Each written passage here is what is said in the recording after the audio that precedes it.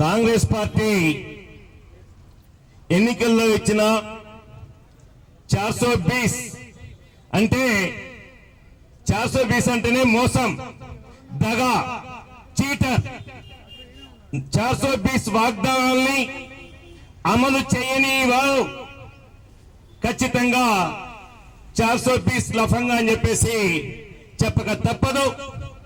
ఈ నేపథ్యంలో ప్రధానంగా వ్యవసాయ రంగాన్ని తీసుకుంటే వరంగల్ డిక్లరేషన్ పేరుతో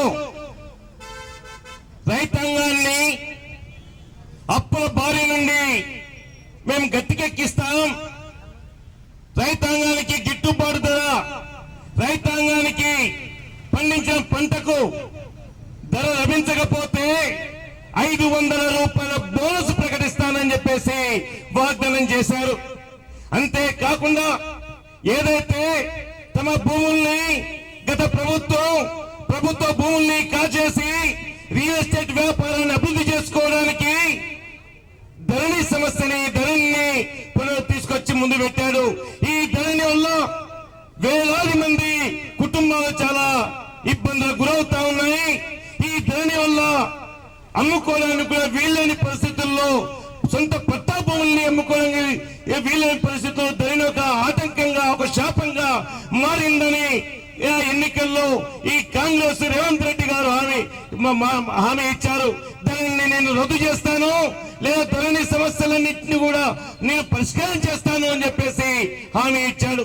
ఈ రోజు నిన్న కాక మొన్న నిజామాబాద్ జిల్లా ఆరుమూరు రెవెన్యూ డివిజన్ పరిధిలో అరుగుల గ్రామంలో తన అప్పుల పాలైన రైతు భూములు అమ్ముకొని అప్పులు చెల్లించుకుంటానని చెప్పేసి, అప్పులు తీర్చుకుంటానని చెప్పేసి ప్రయత్నం చేస్తే ధరణి సమస్య వల్ల భూములు కొనలేని పరిస్థితి, రిజిస్ట్రేషన్ కాలేని పరిస్థితి, ఆ వెలుగులో ఆత్మహత్య చేసుకున్న రైతులు కూడా మనం చూసాం. ఈ రకంగా తెలంగాణ రాష్ట్రంలో ధరణి సమస్యల వల్ల కూడా మన రైతాంగం ఆత్మహత్యలు చేసుకుంటుంది. మరోవైపు ఈ రోజునైతే ఏకకాలంలో 2 లక్షల రూపాయల రుణమాఫీని చేస్తానని చెప్పేసి ప్రకటించిన ఈ పెద్దనే ఏం చెప్తున్నాడయ్యా, కాకి లెక్కలు చెప్తా ఉన్నాడు. ఈ రోజుట రుణాలు పొందిన వాళ్ళు 22 లక్షల మంది మాత్రమే ఉన్నారని చెప్తా ఉన్నారు. అయ్యా 2014 నుంచి 2018 వరకు లెక్కల్ని పరిశీలిస్తే, బ్యాంకుల వాళ్ళు ఇచ్చిన లెక్కలను పరిశీలిస్తే ఆ రోజుల్లోనే 37 లక్షల మంది కుటుంబాల రైతులు ఉన్నారని చెప్పేసి అంటే ఈ రోజు ఈయన గారు 22 లక్షలు అంటాడు. వాస్తవానికి అన్న చెప్పినట్లు 50 లక్షల కుటుంబాలు ఈ రోజు ఉన్నాయనే విషయాన్ని మనం గుర్తించాలి. అంతేకాదు ఈ రోజు ఏదైతే మనం ఈ 2 లక్షల రూపాయల అప్పు రద్దు కావాలంటే, ఈ బ్యాంకుల అప్పులు చెల్లించాలంటే 49,500 కోట్లు కావాలి. కానీ వీళ్ళకి చిత్తశుద్ధి ఉంటే, వీళ్ళ చిత్తశుద్ధిని మొన్న ప్రకటించిన బడ్జెట్ మనకు అర్థమవుతుంది. ఈ బడ్జెట్ లో కేటాయింపులు ఎంత బాబు? రుణమాఫీ కంటే 26 కోట్లు మాత్రమే. కానీ ఈ రోజు చెల్లించింది 17,000 కోట్లు మాత్రమే. 3 దఫాలుగా చెల్లించింది, 3 దఫాలుగా మాఫీ చేసింది 17,000 కోట్లలోనే మనం గమనించాలి. ఈ విషయంలో ధరణి సమస్యల్ని ఎక్కడేసిన గొంగలు అక్కడే ఉంది, అట్లాగే రుణమాఫీ ఎక్కడేసింది అక్కడే ఉంది. మనం చేసింది ఏందయ్యా అని అడుగుతా ఉన్నా నేను. అదే విషయంలో, అదే నేపథ్యంలో 500 రూపాయల బోనస్ ఈ రోజు ఒక్క ధాన్యానికి మాత్రం ప్రకటించావు, మరి దొడ్డు ధాన్యానికి ఎందుకు ఇవ్వట్లేదని చెప్పేసి అడుగుతా ఉన్నాం.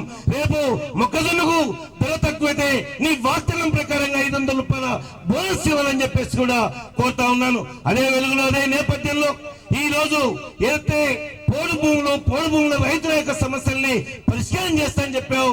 అయ్యా ఈ రోజు పట్టా భూముల్ని కూడా ఫారెస్ట్ అధికారులు దున్నించుకోవడం లేదు, సాగు చేయట్లేదు, అక్రమ కేసులు బనాయిస్తా ఉన్నారు. నిజామాబాద్ జిల్లా సిరికొండ మండల కేంద్రంలో సర్వే నెంబర్ 532లో హైకోర్టు తీర్పిచ్చింది స్పష్టంగా. అట్లాగే భీమగల్ మండలం మిండాల గ్రామంలో రైతు 70 వడ్డీల కుటుంబాలు అట్లాగే ఇల్లందు ప్రాంతంలో వేలాది ఎకరాల్లో సాగు చేసుకుంటున్న వాళ్ళని అక్రమ కేసులు పెట్టి బనాయిస్తా ఉన్నారు. మన ఎన్నికల వాగ్దానంలో పోడు భూముల సమస్యలు పరిష్కారం చేస్తారని చెప్పేసి ఇచ్చిన హామీ ఏమైందని చెప్పేసి నేను ప్రశ్నిస్తా ఉన్నాను. అందుకని అన్నలు అక్కలు ఏదైతే సిపిఐఎంఎల్ మాస్ లైన్ రాష్ట్ర కమిటీ ఇచ్చిన పిలుపులో భాగంగా మనం మండలాలు జిల్లా కేంద్రాలు కదిలించాం. ఇప్పటికీ అదే సమయంలో ఈ ఒక్క ధర్నాతోనే సమస్య పరిష్కారం కాదు అన్న విషయాన్ని గుర్తు చేస్తూ మనం ఇంకా ఈ డిమాండ్ల సాధన కోసం మన ఉద్యమాన్ని మనం ఉధృతం చేయాలి. రేపు ఎల్లుండి ఇప్పటికే అన్ని జిల్లాల్లో అన్ని మండలాల్లో రుణమాఫీ ఏకకాలంలో 2 లక్షలు మాఫీ చేయాలి. అట్లాగే రైతు భరోసాని మనం ఏదైతే కనీసం 25 ఎకరాల భూమి ఉన్న వాళ్లకు 10 ఎకరాల వరకు మన రైతు భరోసాని అమలు చేయాలని డిమాండ్ అని, అట్లాగే ఏ షరతులు లేకుండా ఈ రోజు 2 లక్షల రూపాయల రుణమాఫీని సాధించుకునేంత వరకు రైతాంగం వ్యవసాయ కూలీలు 12,000 పింఛన్ కోసం మనం ఉద్యమించాలని చెప్పేసి కోరుకుంటూ ఒక్కసారి మనం అందరం పిడికిలు బిగించి 420 వాగ్దానం అమలు చేయించుకుందామని నినాదిద్దాం. అందరూ రేవంత్ రెడ్డి చెవితోడు అక్క చెప్పినట్టు దున్నపోతో సంసారం. అందుకని మనం అందరం కూడా చేతులు బిగించి పిడికిలు బిగించి ఒక నినాదం ఇద్దాం. ఎన్నికల్లో ఇచ్చిన 420 వాగ్దానాలను ఇంకా గట్టిగా ఈ 420 వాగ్దానాలను